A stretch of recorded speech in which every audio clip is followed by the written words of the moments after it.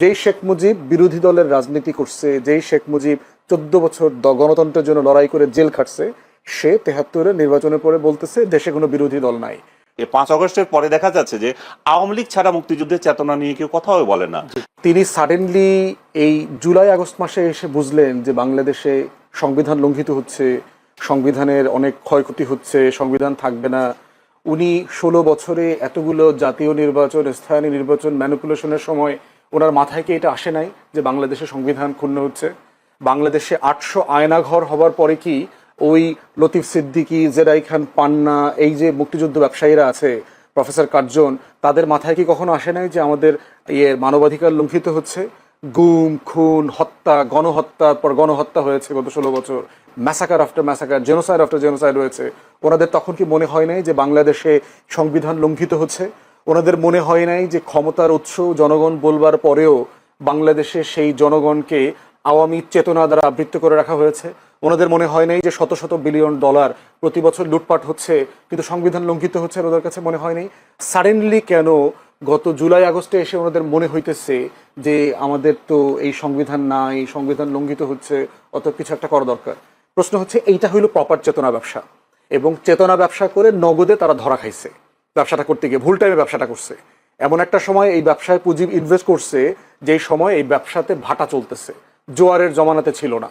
এবং এরা সবাই কোনো না কোনো ফর্মে কিন্তু গত রেজিমের বেনিফিশিয়ারি, ডাইরেক্টলি ইনডাইরেক্টলি কোনো না কোনো ফর্মে। বলেন এই লতিফ সিদ্দিকী, উনি তো এই সরকারের এমপি মন্ত্রীও ছিলেন, চাকরি চলে গেছে। যদি বলা হয় এক কারণে চাকরি গেছে, আসলে চাকরি গেছে অন্য কারণে। জয়ের সমালোচনা করছে, জয়ের লুটপাট নিয়ে কথা বলছে। তাহলে এই বেনিফিশিয়ারিরা সাডেনলি যে ব্যবসায়ী করছে, আপনি রংপুরের যে ঘটনাটা বললেন সেটার সাথে যদি এই ঘটনাটা মিলান, আগের ঘটনাটা হইলো প্রপার চেতনা ব্যবসা 71-এ, আর এই ঘটনাটা হলো একটা বিচ্ছিন্ন ঘটনা। কিন্তু আইন শৃঙ্খলা বাহিনী তাদের বিষয়টাকে আইনগতভাবেই মানে অ্যাড্রেস করতে হবে। আইন যেন কোনোভাবে লঙ্ঘিত না হয়, কারণ অধিকার যদি কোনোভাবে লঙ্ঘিত হয়ে থাকে সেই বিচার, সেই ব্যবসাগুলো যেন, ব্যবসার পাশাপাশি বিচারটা যেন রাষ্ট্র এনশিওর করে, ওইটা আমরা চাইবো।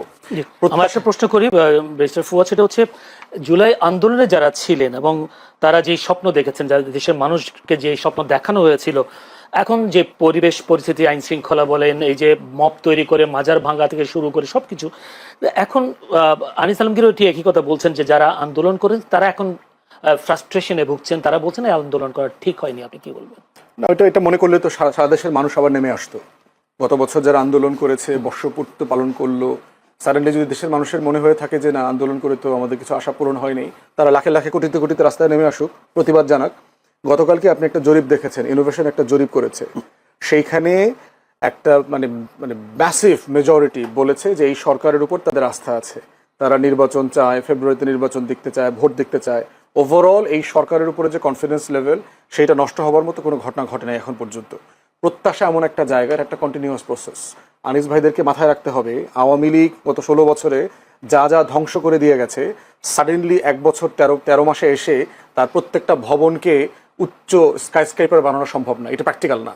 কিন্তু প্রশ্ন হচ্ছে রুট ঠিক আছে কিনা, যাবার পথ ঠিক আছে কিনা, সেখানে এই যাবার জায়গাগুলোতে কোনো ভুলভ্রান্তি হচ্ছে কিনা, বাড়াবাড়ি হচ্ছে কিনা, সেটা নিয়ে কন্টিনিউয়াসলি আমাদেরকে ঠিক করতে হবে, কন্টিনিউয়াসলি সমালোচনা করতে হবে। কিন্তু আপনি যদি বলেন যে আমার আমার আমার আমার হাজার হাজার লক্ষ লক্ষ এমপ্লয়মেন্ট কেন হচ্ছে না, আপনি একটা ইকোনমিকে ধ্বংস করে মাটিতে মিশাই দিয়ে গেছেন, আর মিশানোর পরে আপনি দাবি করছেন যে কই আমার এখানে জব হচ্ছে না কেন? একটা কান্ট্রিতে কখন এফডিআই আসে, কখন বিদেশি বিনিয়োগ আসে, কখন এখানে জব ক্রিয়েট হয়, এটা তো একটা প্রসেস আছে। এখানে তো আলাদিনের চেরাগ নাই যে ইনুস সাহেব ওনার চেরাগটা, ল্যাম্পটা অন করে দিচ্ছে আর এখানে লাখ লাখ জব তৈরি হয়ে গেছে। এইখানে কন্টিনিউয়াসলি গত 4 বছর ধরে এফডিআই মানে নাই, ক্লোজ টু জিরো। এখানে আপনার রিজার্ভ গত 5-7 বছর থেকে জিরোতে ছিল। গত 4 বছর পরে প্রথমবার দেখলাম এই মাসে আমার রাষ্ট্রের ব্যালেন্স অফ পেমেন্ট দিতে, লেনদেন, বিদেশি দেনা পাওনা শোধ করতে তাকে স্ট্রাগল করতে হয়নি, তার সাফিসিয়েন্ট ফান্ড আছে। তাহলে এইরকম একটা জায়গায় আমি বিদেশি বিনিয়োগ কীভাবে আশা করবো, যেখানে গণতন্ত্র নাই, গুম খুনের স্বর্গরাজ্য হয়ে গেছে, আপনি বিরোধী দল নিশ্চিহ্ন করে দিয়েছেন, নির্বাচন ব্যবস্থা ধ্বংস করে দিয়েছেন, দেশে বিদেশে কারো টোটাল 40টা ব্যাংক রেড জোনে চলে গেছে। সেই আলাপটা না তুলে, এসালমের সাথে, এসালম যে আমার পুরো ইন্ডাস্ট্রি ধ্বংস করে দিয়ে গেছে, সেই আলাপটা না তুলে আপনি যদি এখন আশা করেন যে এগুলো থেকে এখন আমাদের ইনভেস্টমেন্ট হচ্ছে না কেন, টাকা তো আছে, ব্যাংকও বলছে সাফিসিয়েন্ট এলসি করবার মতো, ইনভেস্টারদেরকে দেওয়ার মতো টাকা আছে, কিন্তু ইনভেস্টার তো নাই। আপনার টোটাল প্রসেস তো ডিসরাপ্টেড হয়ে গেছে। টোটাল এই অলিগার্ক চোর, এই চোরেরা তো এখন ঘুরে বেড়াইতে পারছে না, তারা তো একটা মানে গা ঢাকা দিয়েছে, শেল্টার খুঁজতেছে। কদিন আগে দেখলাম যে বড় বড় আওয়ামী চোররাও দেখলাম বিভিন্ন মিটিংয়ে বড় বড় রাজনৈতিক দলের পাশে দাঁড়ায় দাঁড়ায় ফটো সেশন করছে। এইটা সময় লাগবে, দুইটা কাজ করছে। আমি একটু যেতে চাই আবার আনিস আলমগীরের কাছে। আনিস আলমগীর, আমরা দেখেছি আসলে যখন মুক্তিযোদ্ধা, বিশেষ করে 5 আগস্টের পরে মুক্তিযোদ্ধাদের উপর হামলা হয়েছে দেখেছি, কাউকে জুতার মালা পরাতে দেখেছি কুমিল্লায়, সেদিকে নির্বাচন কমিশনার প্রধান তাকেও গলা জুতার মালা পরানোর ঘটনা দেখেছি। তখন আমরা বলতে শুনেছি বা সুশীল সমাজকে বলতে শুনেছি মুক্তিযোদ্ধাদের উপর একটা অপমান হচ্ছে, অত্যাচার করা হচ্ছে, মুক্তিযোদ্ধাদের সম্মানহানি করা হচ্ছে। কিন্তু আমার প্রশ্ন হলো যে 2014, 18, 24 সেই নির্বাচনগুলোতেও তো মুক্তিযোদ্ধারা ছিলেন, তারাও নির্বাচিত হয়েছেন। তারা কি কখনো বলেছেন যে মুক্তিযোদ্ধারা এই কাজটা অন্যায়? ওরা দলগতভাবে হয়তো বলেনি, কারণ তাদের তো বড় ধরনের কোনো সংগঠন নয়। যে মুক্তিযোদ্ধা সংসদ যেটা আছে ওটা তো একটা দলীয় দালাল সংগঠন, আপনি নিশ্চয়ই জানেন। এটা বিএনপি আমলে বিএনপির গান গায়, আওয়ামী লীগ আমলে আওয়ামী লীগের গান গায়, এবং নেতৃত্ব তারা সেভাবে নির্বাচিত করে। এখন ডক্টর ইউনূসের গুণগান গাচ্ছে, এগুলোকে ওইগুলারই দিয়েছে। সো আপনি যদি সংগঠনগতভাবে বলেন তাহলে নাই, কিন্তু ব্যক্তি পর্যায়ে তো অনেকে ক্ষুব্ধ, ব্যক্তি পর্যায়ে তো অনেকে শেখ হাসিনাকে পছন্দ করেন নাই, এরকম রাজনীতি উনি কেন করছেন, ভোটাধিকার কেন খর্ব করেছেন, এগুলো তো আছে। এবং মুক্তিযোদ্ধাদেরকে যে যে 5 আগস্টের পর যেভাবে সারা দেশে টার্গেট করে নির্যাতন করা হচ্ছে, টার্গেট করে মুক্তিযুদ্ধের ইতিহাসকে বিকৃত করা হচ্ছে, টার্গেট করে 5 আগস্টের পর 5 আগস্টের পর থেকে, এবং মুক্তিযুদ্ধকে 2.0 নাম দেওয়া হচ্ছে। তো সবকিছু তো একটা চক্রান্তের মধ্যে হচ্ছে যে স্বাধীনতা 71 সাল মুছে দিতে হবে। এখন নতুন স্বাধীন হয়েছে, আমরা নতুন করে 47-এর পরে আমরা স্বাধীনতা পেয়েছি। সো নতুন নতুন ন্যারেটিভ তৈরি হচ্ছে। তো এগুলাতে মুক্তিযোদ্ধারা ক্ষুব্ধ বা মুক্তিযুদ্ধের সপক্ষের লোকজন ক্ষুব্ধ। এবং এটাকে যদি চেতনা বলা হয়, যে চেতনার ব্যবসা যদি বলা হয়, তাহলে এটা একটা ভুল কনসেপ্টে যাবে। যেমন জুলাই আলারা যেমন করছে চেতনার, আপনি যেটা বললেন কোথায় জানি জুলাইয়ের একজন চেতনা ব্যবসা করছিল, সে এগুলো হচ্ছে চেতনা। কি তো দোকান থাকে না যে আপনি কিনে নেবেন? চেতনা কি মানে একটা নীতি আদর্শ।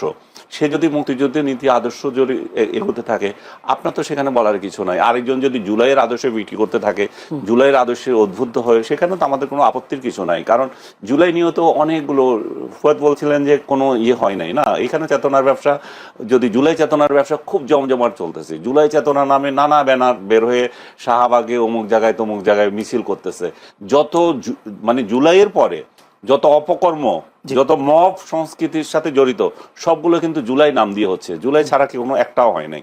যত মব করছে এগুলো দেখবেন, যে আপনি খেয়াল করে দেখবেন, রাজনৈতিক দলগুলোর হয়তো সংখ্যা আছে, কিন্তু এই যে মবগুলোর একটা ব্যানার থাকে, এটাতে জুলাই আছে। কারণ জুলাই দিয়ে জুলাই সাংবাদিক, চেতনা সাংবাদিক, জুলাই শাহবাগ সাংবাদিক, শাহবাগ চেতনা, এইভাবে এদের নাম আছে কতগুলো। আমি সবগুলোর নাম মনে করতে পারি না। এগুলো সব এমন সব লোকজনরা এগুলোতে আছে, প্রমিনেন্ট কেউ না, কিন্তু তারা সমাজে এখন বড় বড় হত্যাকর্তা হয়ে অন্যকে হুমকি দেয়, এরে দেখিয়ে নিব, ওরে দেখিয়ে নেব। সো চেতনা আমি ওইভাবে দেখি। এটা তো কোনো দোকান না যে এটা ব্যবসা করবে। আর চেতনা এমন একটা জিনিস না যে আপনি লিখে রাখলেন সেটাতে কিছু হয়ে যাবে। জুলাইয়ের পরে 5 আগস্টের পরে চেতনা দেখছেন নাকি আসলে এর আগেও কোনো চেতনার ব্যবসা ছিল? চেতনার ব্যবসা অবশ্যই ছিল, আওয়ামী লীগ আমলও ছিল, এই আমলও ছিল। কিন্তু বিষয়টা হচ্ছে যে আপনার কেন চোখে লাগছে? চোখ লাগছে কারণ নতুন স্বপ্ন, নতুন বাংলাদেশ। নতুন বাংলাদেশ না, চোখে লাগছে কারণ হচ্ছে যে একটা গোষ্ঠীকে আপনি টার্গেট করছেন। জুলাই চেতনা আওয়ামী লীগ বিক্রি করেছে তার ইয়েতে। এখন লোকজন বলতেছে যে আওয়ামী লীগ যে জুলাই চেতনা বিক্রি করেছে, মুক্তিযুদ্ধের চেতনা যে বিক্রি করেছে, দ্যাট ওয়াজ রাইট। কারণ এখন দেখা যাচ্ছে যে 5 আগস্টের পরে দেখা যাচ্ছে যে আওয়ামী লীগ ছাড়া মুক্তিযুদ্ধের চেতনা নিয়ে কেউ কথাও বলে না। বিএনপি আজ মুক্তিযুদ্ধের একটা দল, সেখানে একজন শহীদ প্রেসিডেন্ট জিয়াউর রহমান বাংলাদেশের স্বাধীনতার ঘোষক বলা হয়, কিন্তু তার দল মুক্তিযুদ্ধ নিয়ে কোনো কথা বলে না। মুক্তিযোদ্ধাদের অপমান নিয়ে, বঙ্গবন্ধুকে অপমান নিয়ে, 32 নম্বর ভাঙ্গা নিয়ে তারা কোনো কথা বলে না। তারা বরং রুমিন ফারহানা তো আর দলীয় না, এটা তো দল থেকে বলছি, যেমন দল যে আফল করা, সেটাকে তারা করছেন না। তো তাহলে দেখা যাচ্ছে যে আপনি মুক্তিযুদ্ধকে আঘাত করছেন বলেই এটা প্রশ্ন আসছে। এবং এখন মানুষ উপলব্ধি করছে যে আওয়ামী লীগ যে চেতনা করতো এবং সেটা ঠিকই ছিল, কারণ তারা ছাড়া চেতনার কথা বলারও লোক নাই এখন। যদি যেমন ফুয়াদ, যদি আনিস আলমগীর ভাইয়ের বক্তব্যটা যদি বলি, যে জুলাই যে চেতনা এখন চলছে, এই চেতনা দিয়ে প্রমাণ করে বিগত সময় আওয়ামী লীগের যে মুক্তিযুদ্ধের চেতনা, এটা সঠিক ছিল। এবং মুক্তিযুদ্ধের চেতনা এই কারণে ছিল যে এখন মুক্তিযুদ্ধকে কেউ কেউ বিলুপ্ত করবার চেষ্টা করছে। কি বলবেন? প্রশ্ন হচ্ছে যে এটা আনিস ভাই তার পরের স্লটে কাইন্ডলি বলবেন যে আসলে মুক্তিযুদ্ধকে ছোট করা, হেয় করার চেষ্টা কে করেছে? বাংলাদেশের পুরো ইতিহাস জুড়ে যদি দেখেন, মুক্তিযুদ্ধকে সবচেয়ে বেশি ছোট করেছে আওয়ামী লীগ, শেখ মুজিব, শেখ হাসিনা, শেখ পরিবার। কি কি ছিল মুক্তিযুদ্ধের চেতনা? আমরা কেন যুদ্ধ করেছি? 70-এ একটা নির্বাচন হয়েছে, যেই নির্বাচনে আওয়ামী লীগ, পূর্ব পাকিস্তান আওয়ামী লীগ ভোটে জিতেছে। সো গণতন্ত্রের মূল্যবোধ কি? আপনি তাকে ক্ষমতা দেবেন, না দিয়ে কি করলেন? একটা যুদ্ধ চাপিয়ে দিলেন, আমরা যুদ্ধ করতে গেলাম। তাহলে নির্বাচন, 69-এর গণ অভ্যুত্থান, 66-র 6 দফা, 71-এর যুদ্ধ, সবকিছুর মধ্যা চেতনার মূল জায়গাটা ছিল কি? এই রাষ্ট্রটা একটা গণতান্ত্রিক রাষ্ট্র হবে। শেখ মুজিব দেশে ফিরে এসে সরকারের দায়িত্ব নিলেন, শপথটা পর্যন্ত পড়েন নাই নিজে, কিন্তু সে সিংহাসনে বসছে, সে কিন্তু রাষ্ট্রের প্রেসিডেন্টের দায়িত্ব নেন নাই। দ্বিতীয়ত হইল 73-এর নির্বাচনের সময় আওয়ামী লীগ এবং শেখ মুজিব যা বলেছে, 293টা সিট নিছে। জাসদকে পিটায়া পাটায়া কেন্দ্র থেকে ব্যালট হেলিকপ্টারে করে চুরি করে ঢাকায় না গুইনা নির্বাচন ঘোষণা করছে। বঙ্গভবনে গিয়া বলছে দেশে কোনো বিরোধী দল নাই, শেখ মুজিব বলছে।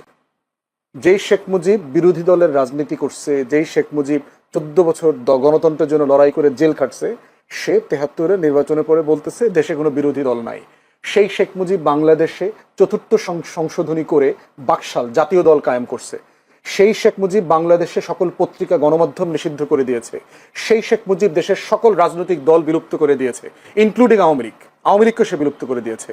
তাহলে যেই কারণে আমরা 6 দফাকে আমাদের মুক্তির দলিল বলেছিলাম, যেই কারণে 69-এ গণ অভ্যুত্থান হইল, যেই কারণে পূর্ব পাকিস্তান আওয়ামী লীগকে 70-এর নির্বাচনে মানুষ ভোট দিল, যেই কারণে আপনার 71-এ যুদ্ধ হইল, লড়াইতে এই তাজউদ্দিনের প্রবাসী সরকার সবাই মিলে যুদ্ধ করলো, তার প্রত্যেকটা ফাউন্ডেশন স্টোনকে এই শেখ পরিবার, শেখ মুজিব, আওয়ামী লীগ ধ্বংস করে দিয়েছে 72 থেকে 75-এ। ঠিক একই